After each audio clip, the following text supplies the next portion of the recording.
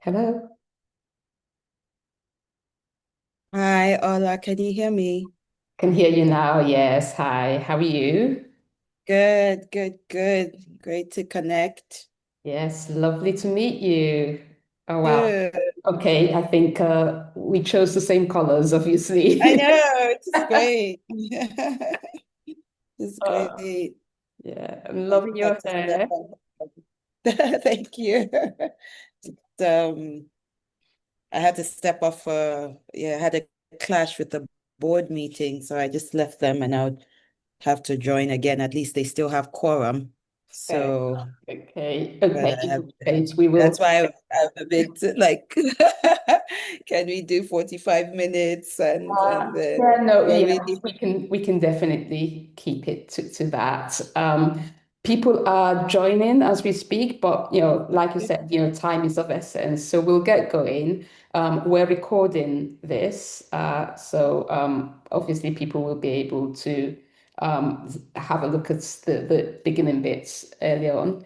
But so that we manage your time effectively, I will just launch in and keep going. Sorry, did you want to ask something? yes, okay, it's not the webinar format. It's not a webinar format where we're treating it more like a meeting format because it's a relatively small group. So yeah, but what we are asking people to do is to hold their questions to the end, just so that we Okay. can keep pace and go through. Okay. Okay, so welcome everyone, and thank you very much for joining us. This is the next edition of our Melanin Rich Fireside Chat, and it's our space to hold bold conversations with Africa's most dynamic builders, investors, and change makers who are redefining what it means to create sustainable wealth from the continent to the world. At Melanin Rich, we believe that power comes from ownership and that African women are not just participating in the economic story of Africa, they're writing it. Because too often, the global narrative about African entrepreneurship focuses on scarcity. But today's guest is proof that when vision meets strategy, Africa produces abundance. And so we're honored to host Ada Osakwe, who is a pioneering entrepreneur, investor, and thought leader who is shaping the future of agribusiness and venture investing in Africa.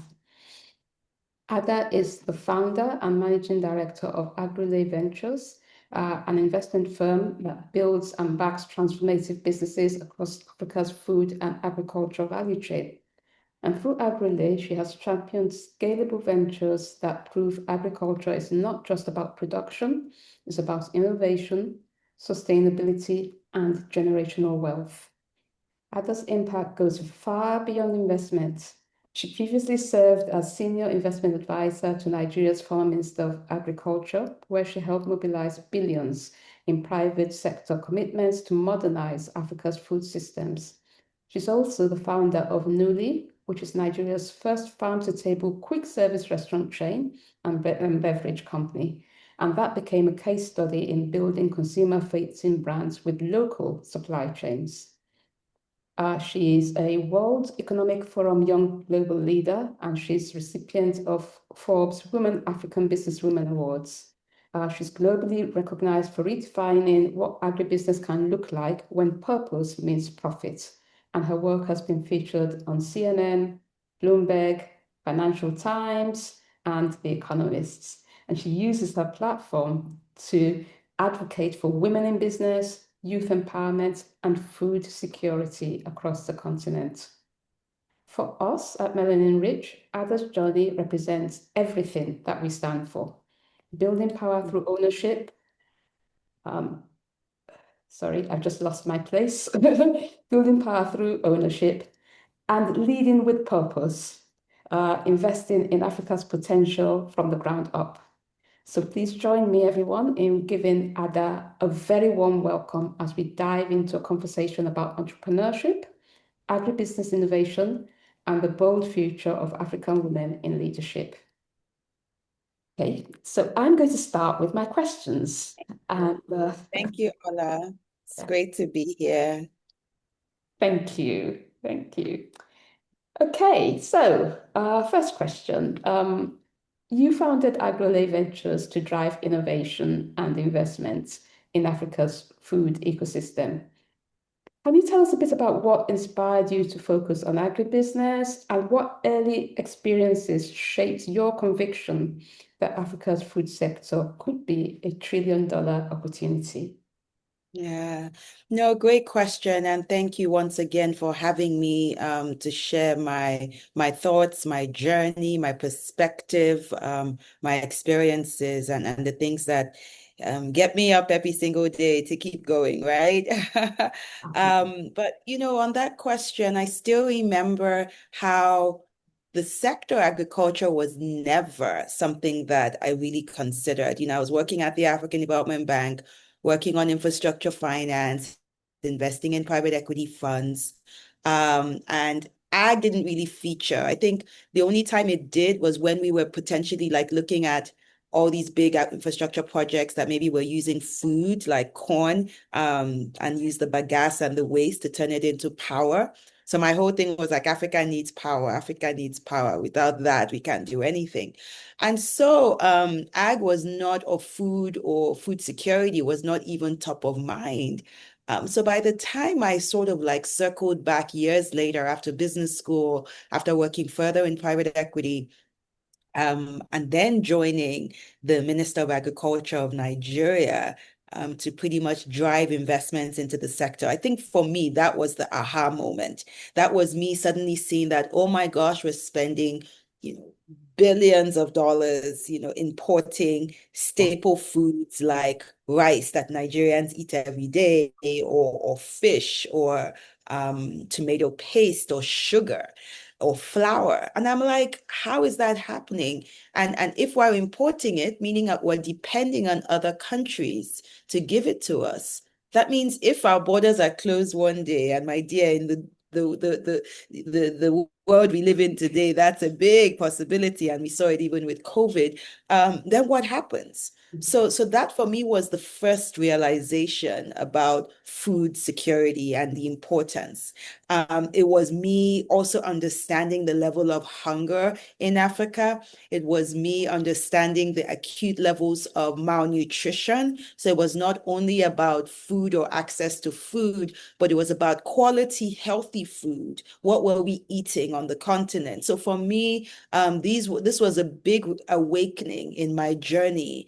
And I just said, I'm sold. I'm never going back to whatever else, or I'll do them, but there has to be a food systems element. There has to be a food transformation element in it. And that really was my awakening, and how I pretty much got involved in agriculture first, and then understanding the entire agribusiness and food system opportunity. Fantastic. I see where you're coming from because it's a bit hidden, isn't it? We think, oh yes, there's farms and and food turns up on our plates. But it's not very obvious that so much of it goes out the country and comes back in processed, and so much of it gets wasted because there isn't enough in the production infrastructure. And processing. Exactly. Yes, Yeah. yes. Yeah. Absolutely. Yeah. No, it was a big eye opener for me, because you hit on a really solid point. At the time in the 1970s, Nigeria was exporting all palm. We were exporting groundnuts. We were exporting so much, because till today we remain the largest producer of so many crops. And then, I was now in government in between 2012 and 2015 or so, and to see where we had, how the mighty have fallen, right? Decades, only a few decades, and we were suddenly the ones importing all palm from Malaysia, or trying to figure out how we get our groundnut pyramids back, or how do we ensure we're growing wheat so that we can fuel our bread loving culture of Nigerians who like to eat hot bread and soft hot bread. So it was an eye opener, and the eye opener was more about, it's not just, it was just the systems approach, the value chain. It's not just about what are we growing, or how are we increasing the productivity of what we're growing, and making sure our farmers were well off and they had the jobs. But it was about how do we make them into the products that we consume? And that's really where my heart sort Yeah. of lies, because I was so intrigued by food processing. How do you turn tomatoes into what ends up being relevant, right? The tomato paste that we use to make jollof rice, or the ketchup that we people eat all over the world with chips or whatever. How do we turn the paddy rice into polished milled rice? How do we ensure, and that's what we eat. Yeah. So I can go on and on. So that processing aspect, then moving further up the value chain of thinking through the branding of it, the Yeah. marketing of it. So it's not just I used to go around and I'll show people coconut oil that I bought maybe in a store in the US, and maybe it's coconuts they got maybe from Africa, for example. Let's say shea butter, which is an obvious one. They'll get it from Ghana or so. And I'll show the same shea butter that I bought maybe on the shelf in Lagos or in Accra. And I'll tell people, which one would you pick up? And Yeah. they would all gravitate to the one from that was foreign. And I'm like, yeah, it Very came from our content. country, doing all that just because it looks better, just the branding looks nicer, it looks more hygienic. You want to pick it up because you feel like you want to be associated with a nice product. So why can't we do that? Why can't we be thoughtful about our food products and branding them in a way that makes sense so that they can sit in a global shelf and global audiences can take notice. So that for me is where I really started getting excited. So you're absolutely right. The entire value chain, a multi-trillion dollar industry globally for food, and we just really needed to get Africa on the map. That leads very neatly, thank you, because it leads really neatly into, the sort of capital side of things. Because to get to a point where it looks comparable, there needs to be investment. So raising funding to actually, compete effectively can be quite challenging, especially, when you talk about agribusiness. It's not as sexy, it's not as attractive as tech. So what sort of mindset shifts and strategies would you suggest founders need to consider when they are, taking their ideas to investors for, the really capital intensive aspects of No, it? it's a great question. And I think the first one I would just that came to mind when you said that in terms of a mindset shift is just one is that you're not tech. Just accept that. Don't let the industry or the VC investors try and push you Mm. to behave like a venture backable or a high growth type business, because it's not, right? And even when it's disguised as stuff, because you call it agri-tech or food tech, when it the underlying driver of the business is still the core, like the core planting or production or the core operations of a food business, it still comes down to the same thing. It is not tech. So for me, that's the first mindset shift on both sides of the table, the capital providers and the founders. Founders, please don't fall into that trap, right? Of thinking that you have to make your deck fit into this. Oh, this is my MVP. We're going to do this, and then we're going to scale in 2 years. We're going to have this and MRRs, MMRs, and whatever. And and so that for me is a big one. And ultimately the overarching thing behind that is a mindset around patience.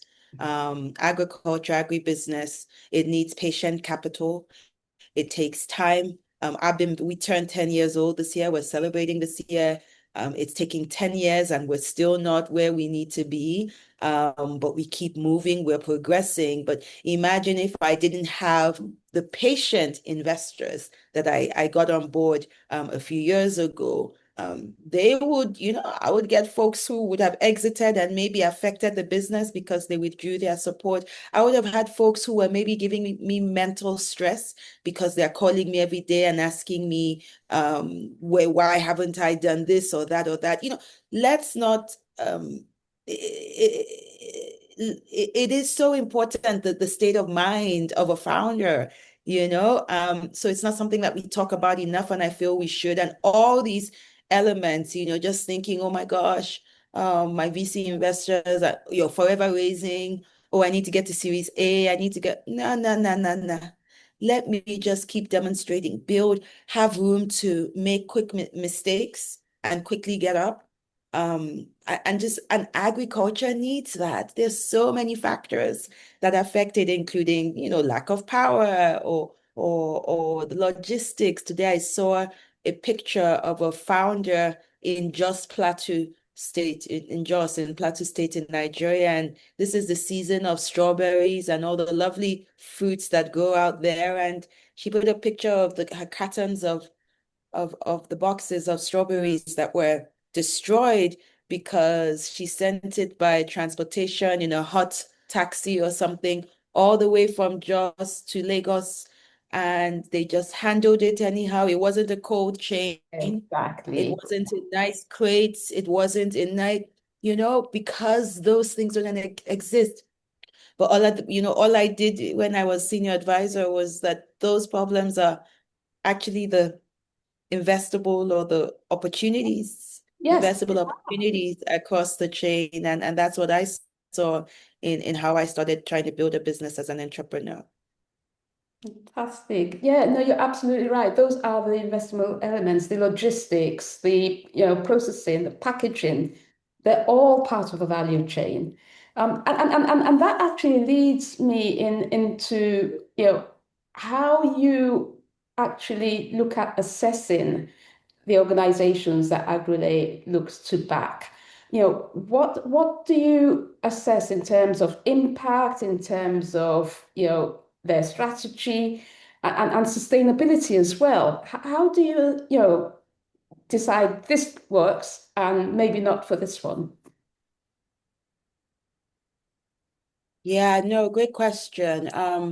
Agrolay was something I started as a principal investing sleeve of what I was, of my portfolio of things I was working on. So it's my personal money, putting it to work to demonstrate that agriculture was investable and there were ways to look at it, adopting the patient view as well, and backing founders that met my conviction, either in the sectors they were playing in or the subsectors they were playing in within the food space, or just my conviction around female founders, for example. Mm. So for me, those are some of the things I look for. Do I have a conviction in something? I spoke about branding earlier. I invested in Real Fruits very early on in 2014 or something, or 2013, one of her first investors.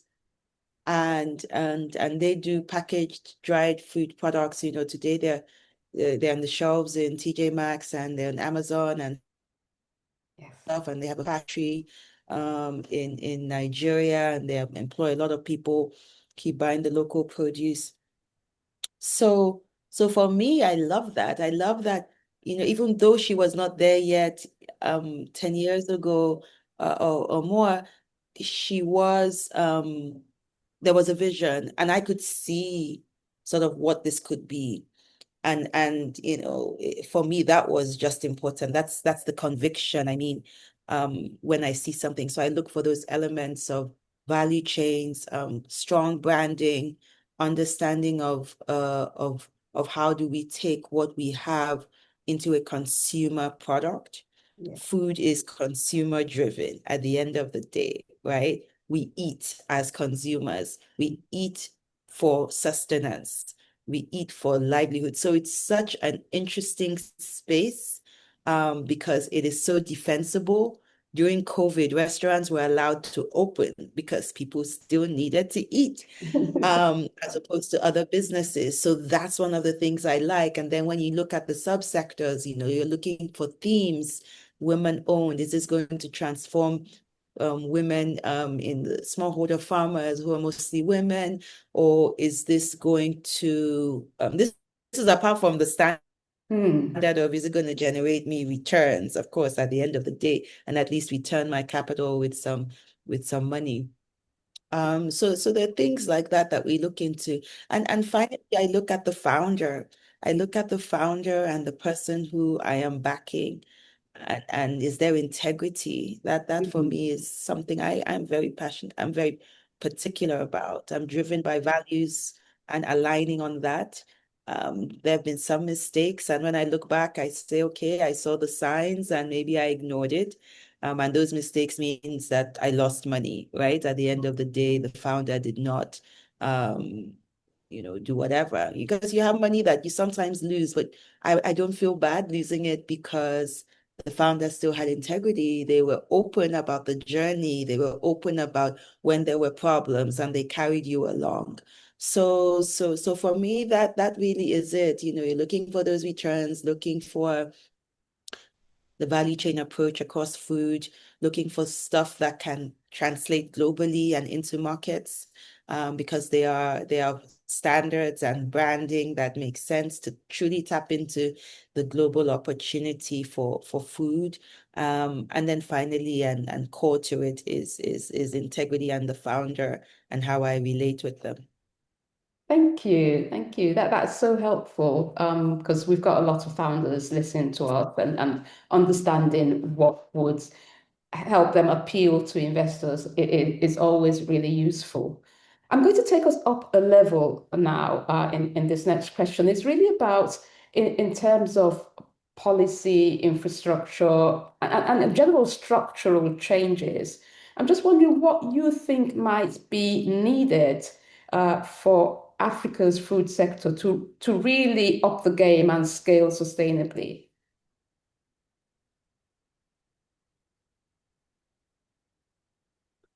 There's a lot.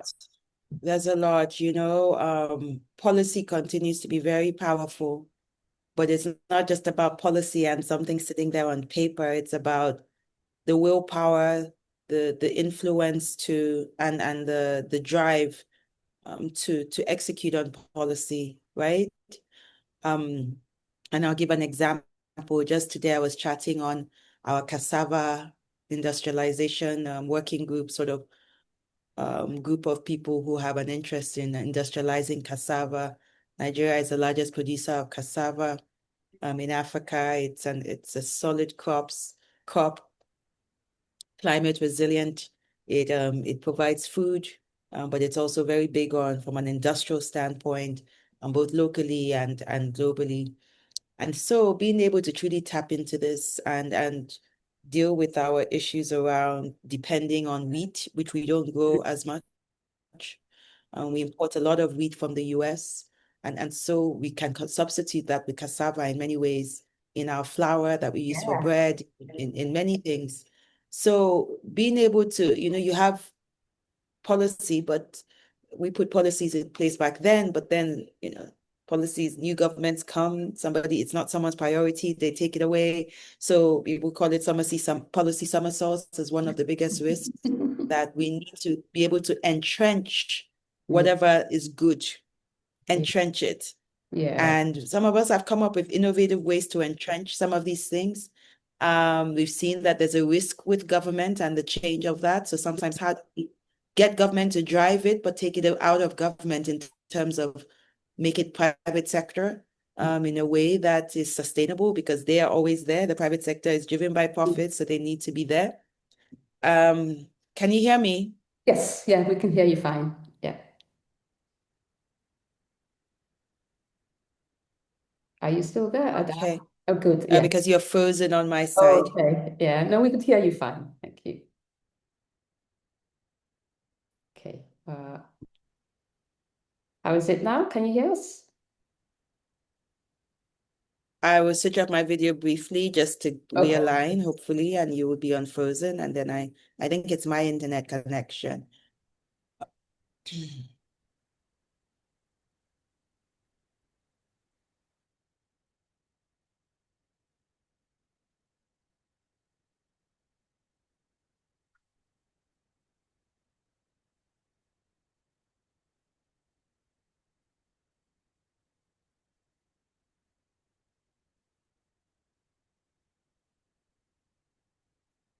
Are you okay? Okay, I think she's going to try and rejoin.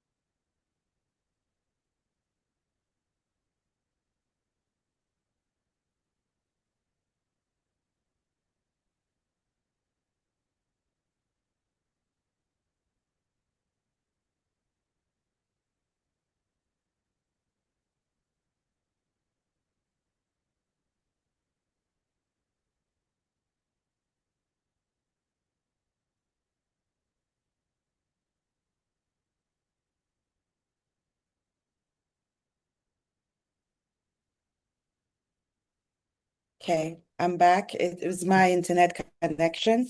No worries. Great. Thank Okay, so I you. was talking about policy. Yes. Yes, no, so I was speaking about, just the policy somersaults and the need to sort of sort that out. And I was giving the example of the cassava policy, for example, and how we're the largest producer. It's used in so many things, industrial use cases, both for globally and domestically. And it could just be a very interesting import substitution crop for us. And it just you make money. And so, you think about it, and somebody today shared news of I think it was Thailand that the government was cracking down on people who were importing substandard cassava um, Thanks. Yeah. flakes or cassava chips or so that they use sometimes to power. And so the moisture content Mhm. was wrong and above the limit that they had set in their policy, Mhm. and they referenced their policy and their committee within whichever ministry or government.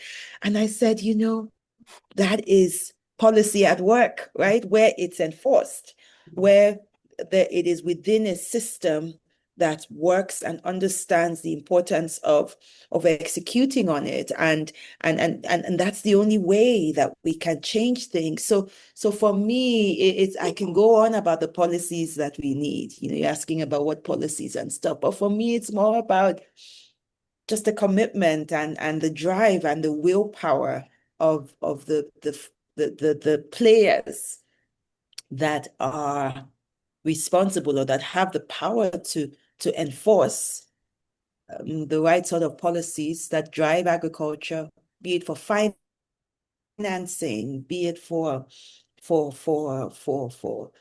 import bans to protect local industry in some areas, be it in giving free seedlings that have higher yields or training, whatever.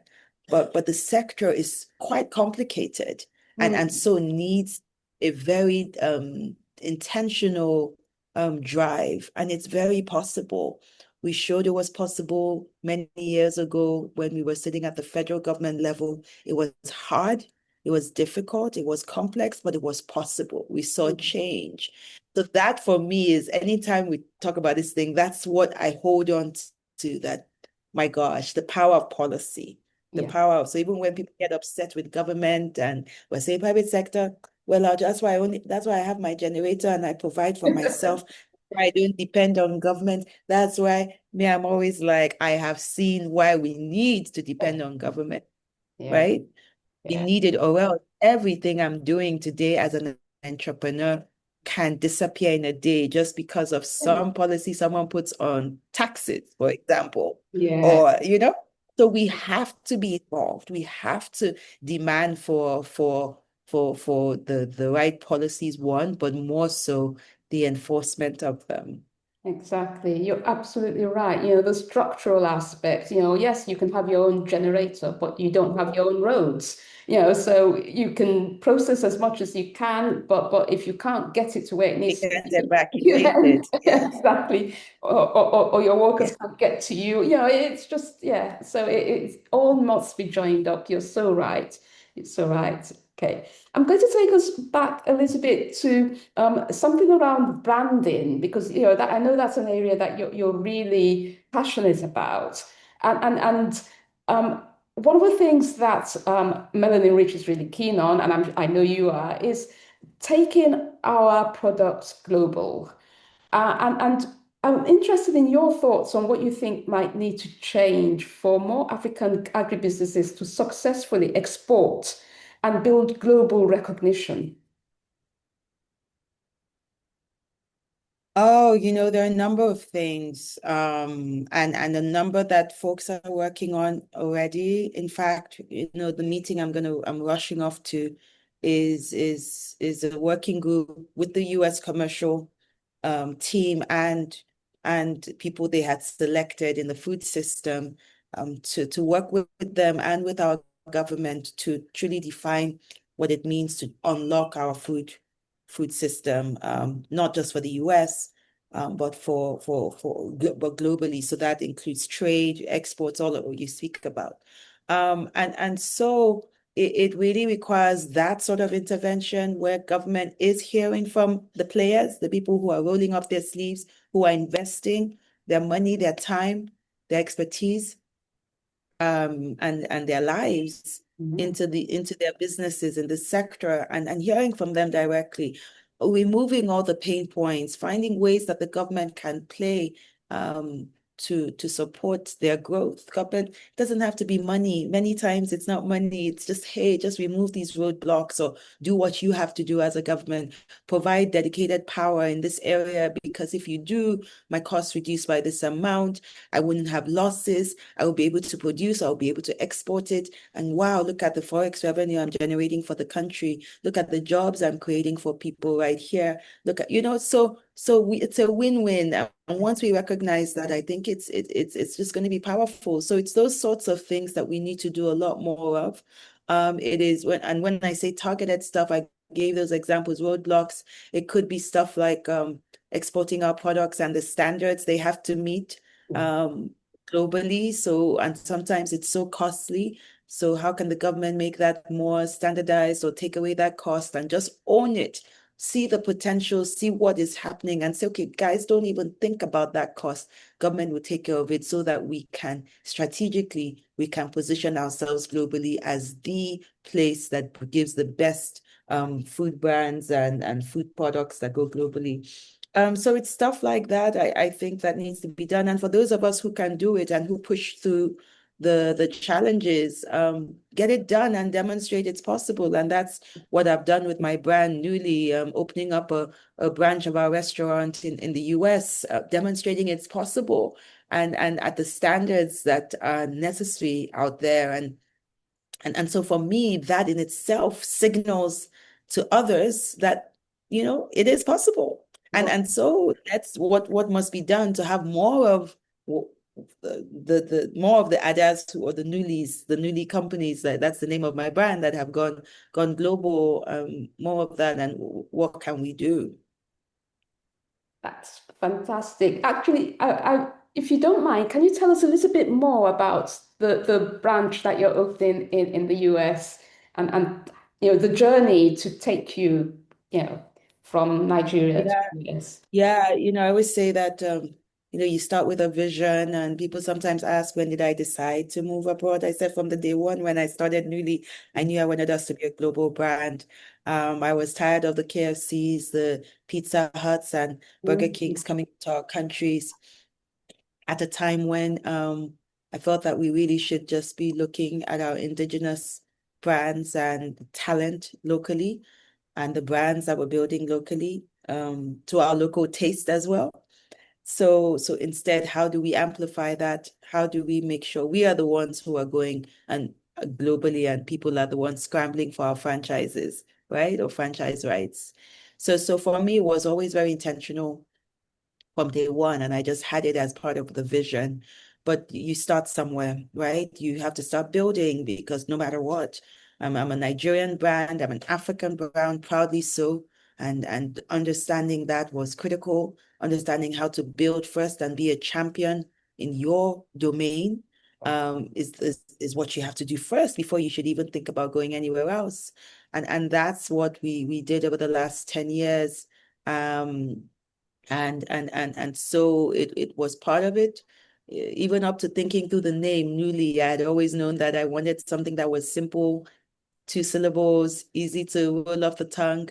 In the branding, I wanted a bright color, a name that meant something so that the storytelling was powerful.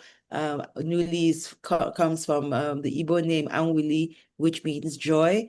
So for us, we were inspiring a healthier and happier generation, joy and happiness in America. Our tagline is Taste Joy.